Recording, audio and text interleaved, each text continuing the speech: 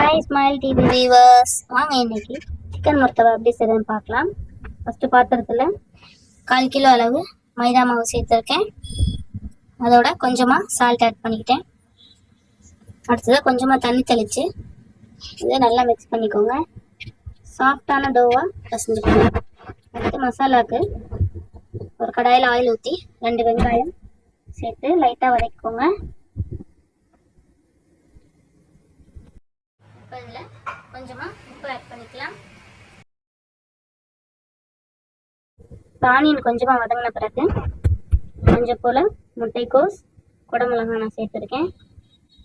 அடுத்ததாக 1 ஸ்பூன் மிளகாய் தூள் ஆட் பண்ணியிருக்கேன்.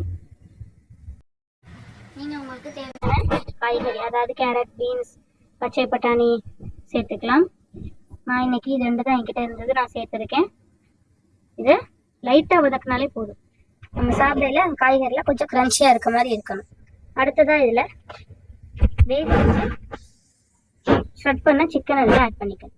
அதாவது இந்த சிக்கன் வேக வைக்கல நான் கொஞ்சமாக அதில் இஞ்சி பூண்டு, மஞ்சள் தூள், மிளகாய் தூள் சேர்த்து வேக வச்சு வச்சுருக்கேன். அதை நல்லா ஷ்ரெட் பண்ணி இதில் சேர்த்து இப்போ வதக்கலாம். இப்போ இதில் ஒரு டைம் உப்பு செக் பண்ணிக்கோங்க. இதில் ஃபைனலாக கொஞ்சம் போல் கொத்தமல்லி ஆட் பண்ணிக்கலாம். புதினா சேர்க்கக்கூடாது, கொத்தமல்லி ஆட் பண்ணிக்கோங்க. அவ்வளோதான், நம்ம ஸ்டஃபிங் ரெடி. அடுத்ததான் நம்ம நீட் பண்ணி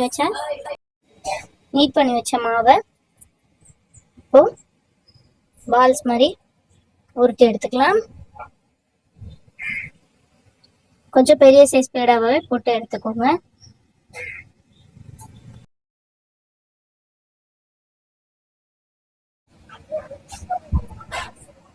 இப்போ 1/4 கிலோ அளவு மாவுக்கு 6லேருந்து 7 பேடா வந்திருக்கு.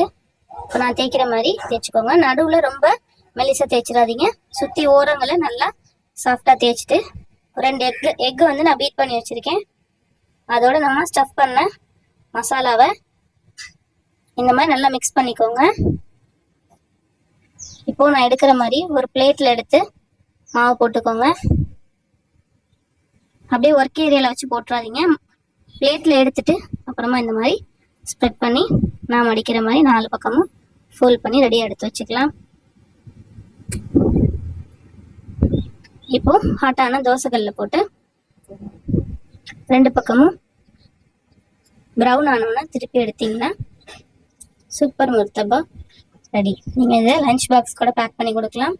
யாரும் இந்த ஸ்டைலில் செய்ய மாட்டாங்க. இது ரொம்பவே வித்தியாசமான ஒரு முறை.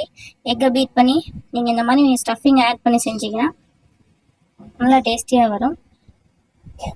நீங்கள் கீ கூட ஆட் பண்ணி இதை சுட்டுக்கலாம். இப்போ பாருங்கள் எவ்வளோ அழகாக ரெடி ஆயிடுச்சுன்னு. சூப்பர் சாஃப்டான chicken murtabak ready. Subscribe guys. Thank you.